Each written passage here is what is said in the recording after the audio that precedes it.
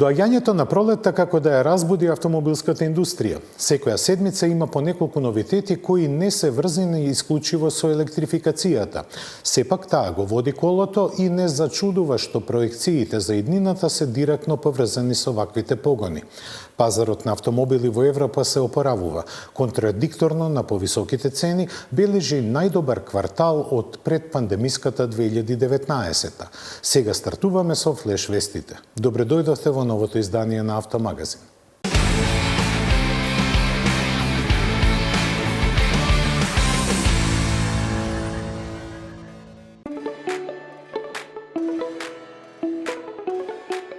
Објавувајќи ги своите планови за електрификацијата тешки 15 милиарди фунти, Jaguar Land Rover пласираше вест која во најмала рака збуни многумина. Според новата стратегија, компанијата која сега сама себе си се нарекува скратено JLR, во иднина ќе биде организирана во 4 дивизии. Конкретно се работи за нов пристап наречен House of Brands, креиран да го засели уникатниот карактер на секој од своите брендови, но набројани се само Range Rover, Defender, Discovery и Jaguar. Според одговорните во компанијата, ова е клучно за стратегијата за иднината и природната еволуција, со цел да се забрза остварувањето на визијата да бидат горди креатори на модерни луксузни возила за најпробирливите клиенти. Иако изгледа недокажано, сето ова од страна на добрите познавачи на движењата и размислувањата во автомобилската индустрија беше протолкувано дека во иднина ќе нема место за Land Rover. Од страна на раководството на компанијата засега нема официјален одговор дали се во право или не.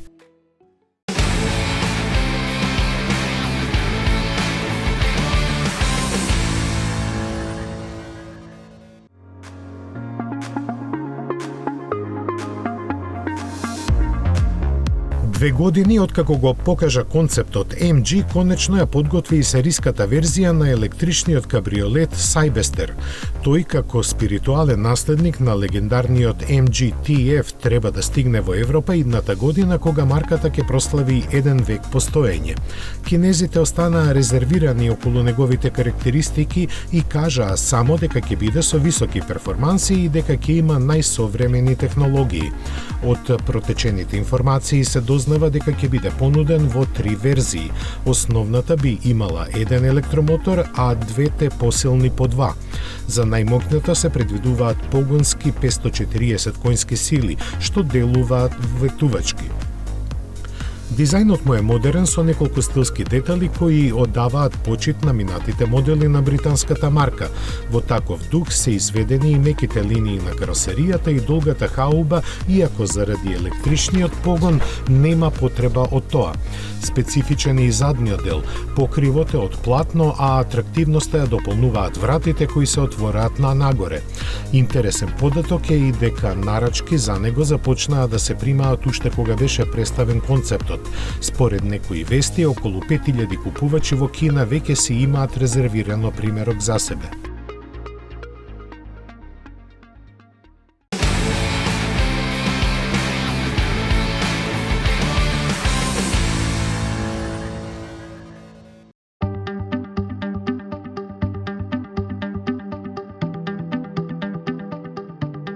Еден од ретките модели со кои Toyota не играше на сигурно, туку понуди нешто сосема поинакво, отиде во пензија, и тоа после цели 16 години. Станува збор за ретро дизајнираниот FJ Cruiser, кој како концепт без планови за иднината се појави на салонот на автомобилите во Детройт 2003-та. Реакцијата на публиката беше доста позитивна и 3 години подоцна тој започна да се произведува. На почетокот беше планиран само за американскиот пазар, пазар, но силната продажба ги премисли одговорните и го пласираа глобално. Поставен на механиката на Forerunner, тој изобилуваше со робусност и теренска моќност која му ја даваше 4-литарскиот бензинец со 240 конски сили. Токму заради тоа не преживеа долго во Европа, а и американците се откажаа од овој модел во 2014-та. Сепак остана популарен во некои други делови од светот, пред се на Блискиот Исток и во десетина земји од Африка и Јужна Америка.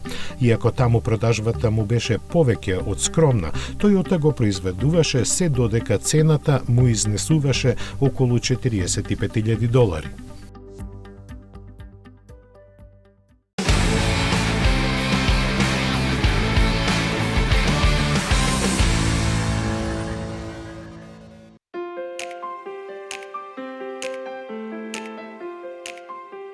Додека Стелантис официјално ги крие деталите, председателот на синдикатот на фабриката во Крагуевац јавно изјави дека пробното производство на електричното возило ќе стартува до крајот на годинава. Инвестицијата за тоа во висина од 190 милиони евра беше најавена лани ова време, но се уште не се знае кој модел ќе излегува од погоните на некогашната застава, каде во тек е монтажата на нова современа опрема. Според плановите, редовното серијско производство се очекува да стартува 7 до 8 месеци после тоа, значи некаде во текот на летото идната 2024. Неофицијално се дознава дека автомобилот што ќе се произведува во Србија би можел да биде наследникот на Fiat Panda или пак електрична верзија на Citroen C3. До лани во Крагуевац се произведуваше моноволуменскиот Fiat 500L, но никогаш не се доближи до очекуваните бројки.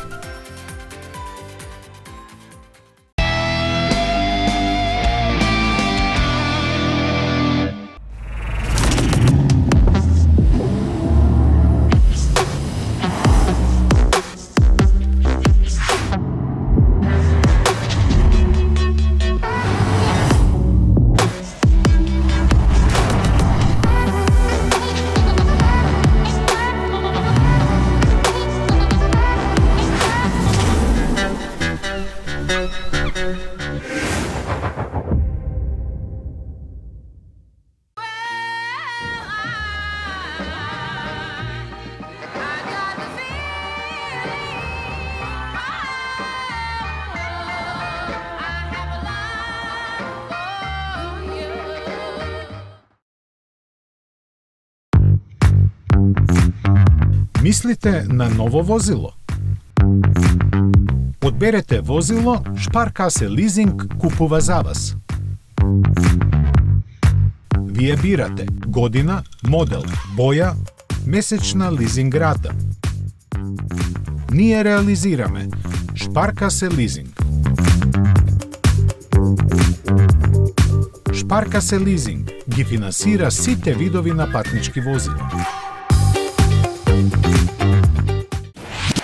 Метрополис, број 1 радиомрежа. Tu me fais tourner la tête. Je ferai le tour du monde. Ça ne tournerait pas plus que ça. La terre n'est pas assez ronde. Mon manège à moi. Уживајте во возењето. Новиот Peugeot 308.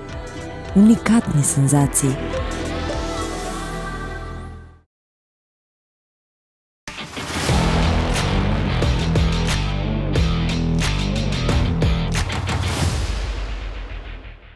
Рено Клио жари и пали уште откако прв пат се симна од монтажните ленти во 1990 година и досега во светот е продаден во 16 милиони примероци. Лансиран во 5 генерации, за успехот сигурно придонесува и тоа што французите постојано го унапредуваат и подобруваат. Нивните комшии од Италија пак ја ревитализираат легендарната Ланчија. Овој потфат не е лесен, но преку студијата Pura HPE се укажува на славното минато и се открија плановите за иднината. Дури 2026-та ќе дојде потполно нов модел, а потоа ќе следат по еден секоја година.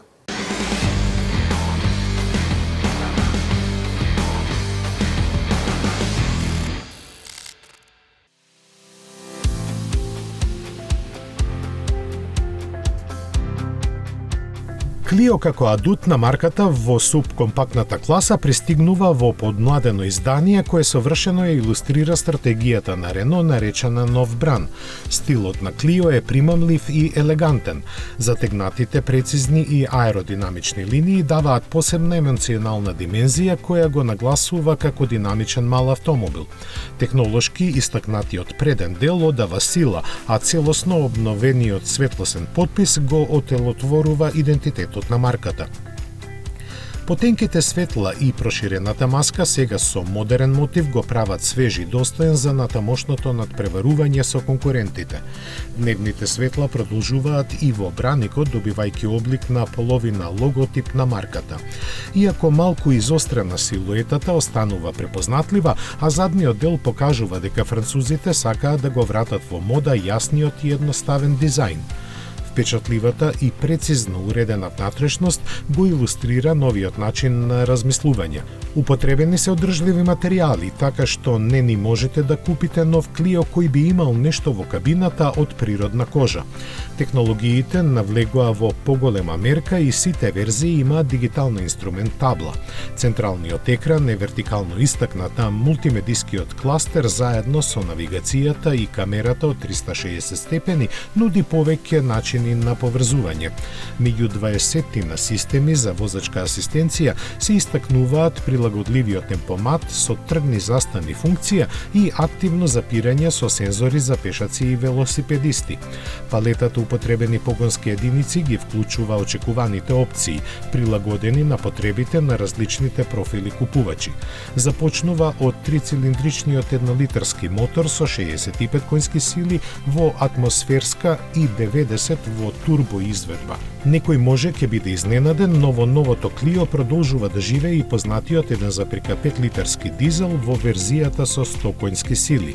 Најпосакуван секако ќе биде 1,6 литарскиот хибрид со 145 коњи, чии два електромотора овозможуваат 80% од времето во град да се вози без емисии. Погонската понуда е комплетирана со верзијата на течен нафтен газ. Од Рено наведуваат уште и дека после Аустрал и новиот Клио ќе биде понуден во динамичната Alpine Esprit изведба која се одликува со спортски, технолошки и префинет изглед. Информациите за цените и пазарното лансирање засега не се познати.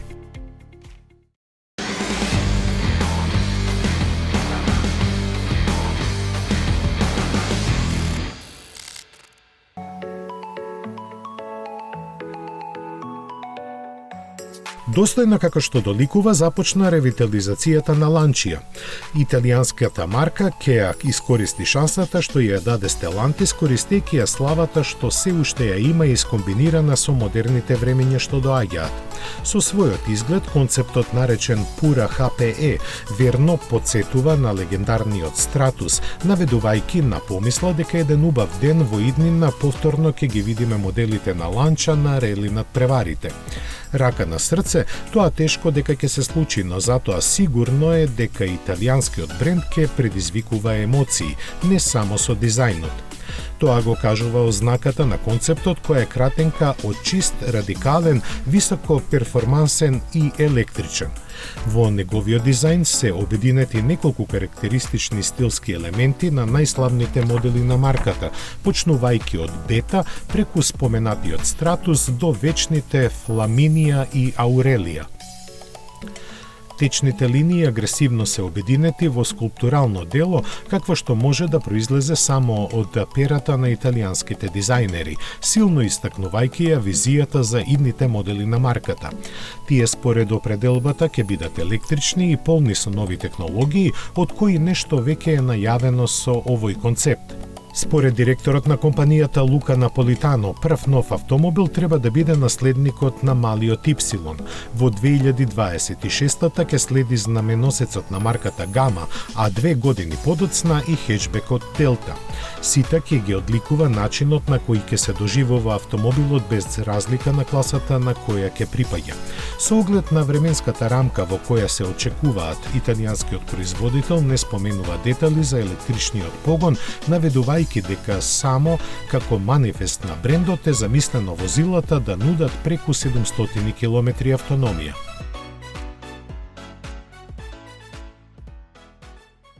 Спортско луксузните марки не отстапуваат од својата агенда. Во овој сегмент предводник е Порше, кој го представи обновениот Каен, наоружан со визуелни подобрувања, новата инструмент табла и инфозабавен систем наречен Porsche Driver Experience, како и обновената механика.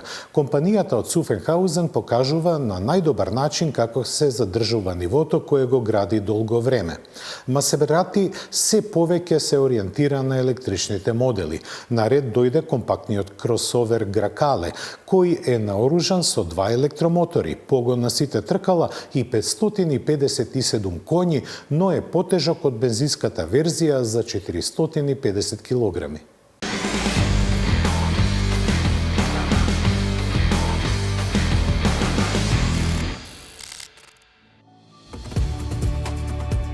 Масерати на палетата својот секси кросовер Грекале ја придодаде и електричната верзија според новата номенклатура наречена Folgore.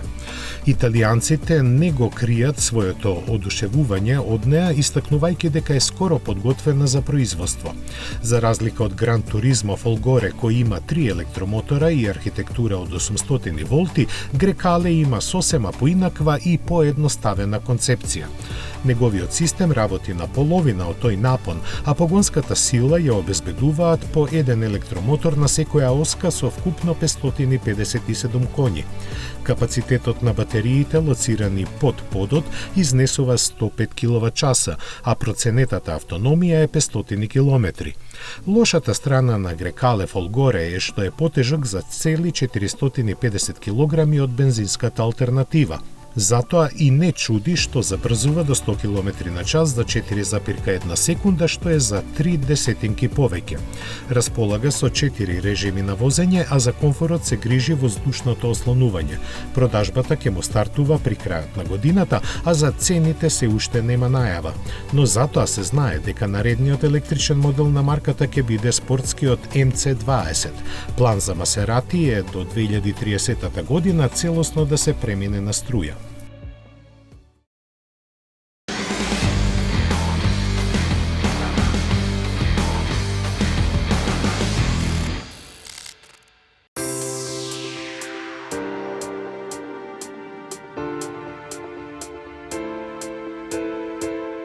Со сеопфатни промени во погонската група, шасијата, дизајнот и опремата, Порше фундаментално ја промени третата генерација на Каен. Рафинираниот дизајн, кој му дава особено експресивен изглед, доаѓа од новиот преден дел, кој во комбинација со посилно заоблени крила, нова хауба и технички привлечни светла ја нагласува ширината на возилото. Со целосно ревидираниот концепт кокпит, за прв пат виден во Тајкан, се фокусира на возачот. Командите за најчесто користење функции и рачката на менувачот се наоѓаат на управувачот или веднаш до него.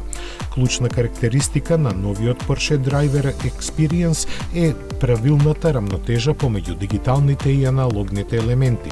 Централниот дисплеј хармонично се интегрира во новата контролна табла. Екранот на совозачката страна го збогатува искуството во возењето со прикажување податоци за перформансите. Приказот на него не се гледа од страна на возачот за да не го одвлекува неговото внимание.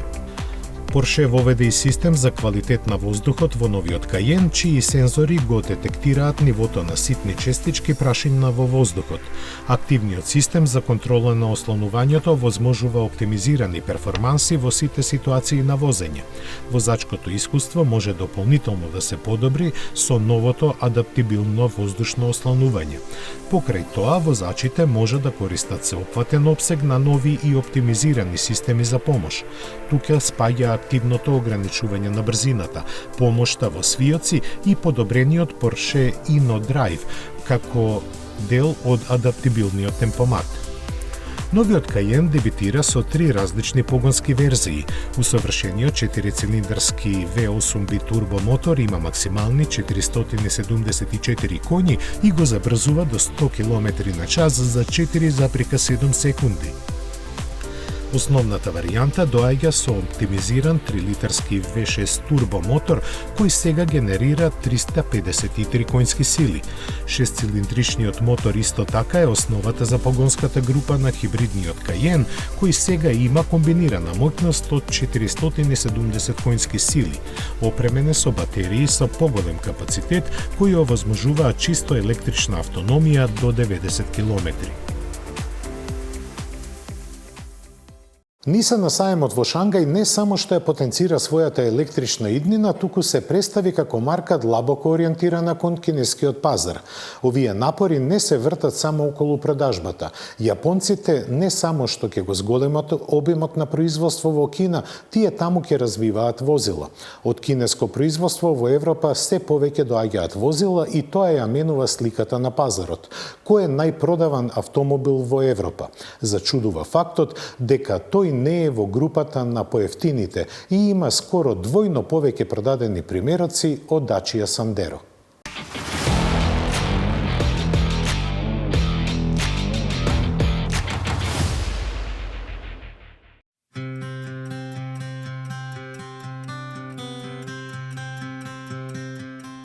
Продажбата на нови автомобили во Европа, која забележа најголем пораст во 2019 година, ги потврди трендовите од минатите месеци.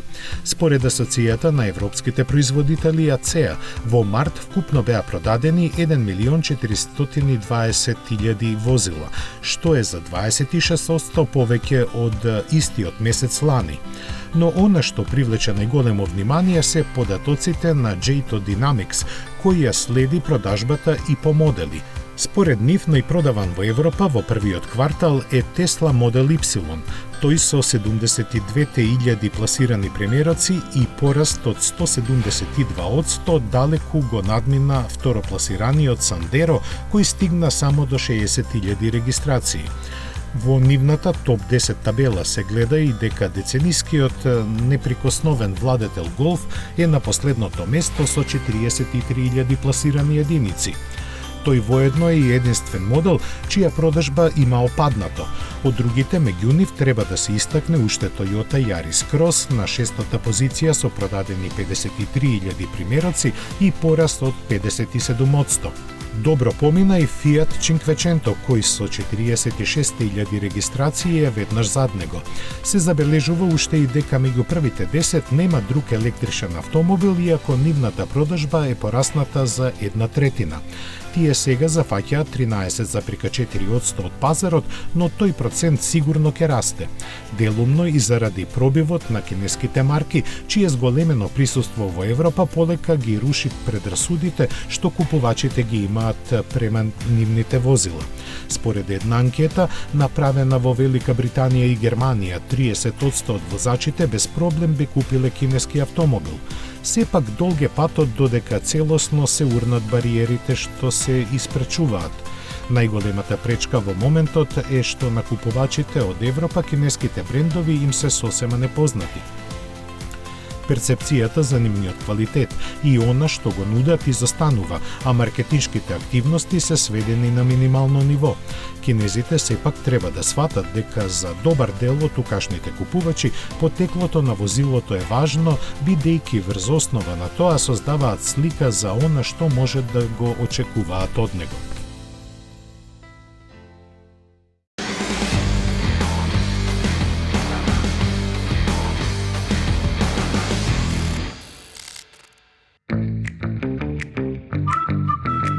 Фрлајки длабоко поглед во електрификацијата, Нисан си постави за цел да ги надмине очекувањата на купувачите. Затоа и својот стратешки план за иднината што го презентираше пред година и пол го нарече Nissan Ambition 2030.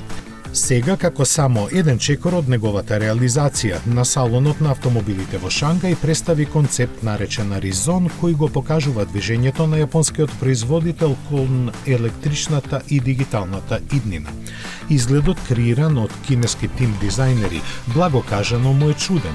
Замислен е како мултифункционално возило и како што обично се среќава кај ваквите концепти нема централен столб.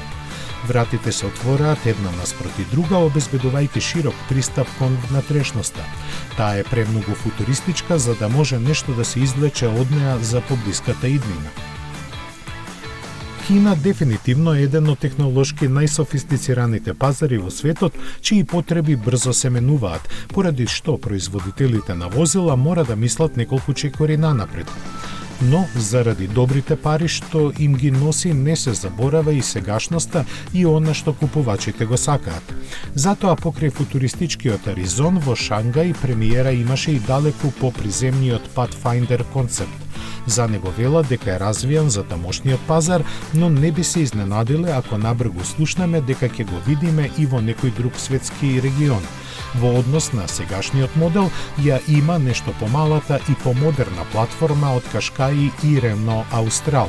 Новата естетика, која е по вкус на кинеските и американските купувачи, донесува сосема нов изглед со кој треба да се вклопи во животниот стил на активните луѓе. За остварување на нивните авантуристички желби за посетата на оддалечените места во природата ќе се грижи класичен мотор. Шпанците успеваат да се разликуваат од мејнстримот во своето 5-годишно постоење и визуелно и комуникацијски. Од лансирањето на брендот Купра продадени се повеќе од 300.000 возила ширум светот.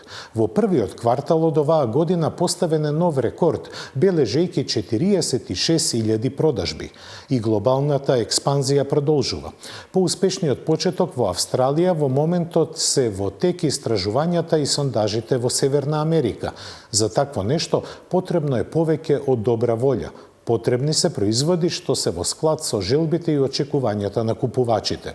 Сега е представен вториот електричен модел кој ќе се приклучи на Борн. Овој пат спортско корисно возило со купеовска ориентација.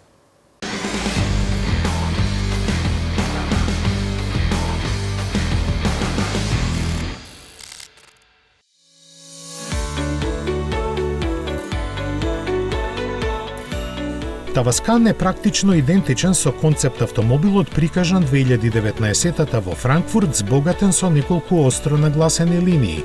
Донатор на технологијата е Volkswagen ID.5 GTX.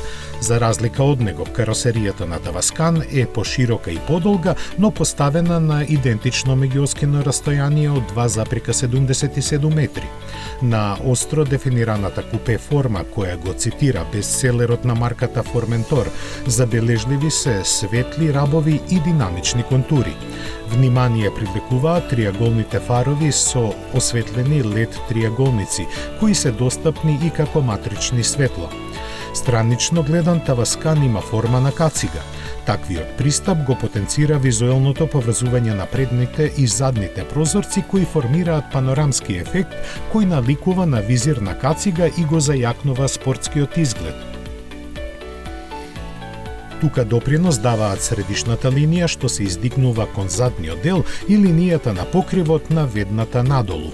Во задниот дел пак доминира континуирана светлосна лента која ги поврзува впечатливите задни светла и во средината на која во црвено се појавува логото на Купра. Внатрешноста е навистина спектакуларна и смело дизајнирана. Во срцето на неконвенционалниот дизајн е сребрената централна конзола врамена со боја на бакар, обликувана со диамантска форма и рбеч што слободно лебди. 15-инчен екран на допир, најголемиот во Купра досега, е задолжен за инфозабавните функции. За возачот доделен е 5,3-инчен дисплеј доволен за основните информации за возењето. Неговата мала големина треба да се компензира со head-up дисплејот кој, како што е познато од браќата од групата ID, ги прикажува системите за помош на возачот, брзината и информациите за навигација директно на шофершајбната.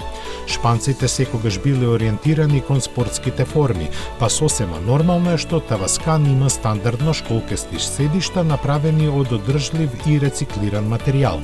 Дискретното амбиентално осветлување и украсните бакарни елементи заедно со комбинацијата на бои од црни и метални колорити создаваат атмосферски контраст. Купра се потпира на компетентноста на матичната компанија за технологијата. Врз основа на архитектурата MEB, наменета за електричните возила на групацијата Volkswagen, можни се две опции на погон.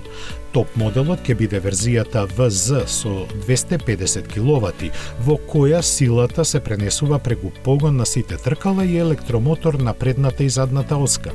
Достапна и во варијанта со погон на задните тркала, во која електричен мотор поставен на задната оска испорачува моќност од 210 киловати. Оваа издржлива верзија би требало да може да помине до 549 км според WLTP со полнење на батеријата од 77 киловат-часови. Разбирливо е што верзијата со погон на сите тркала мора да оди до станицата за полнење со истиот пакет батерии по 517 км.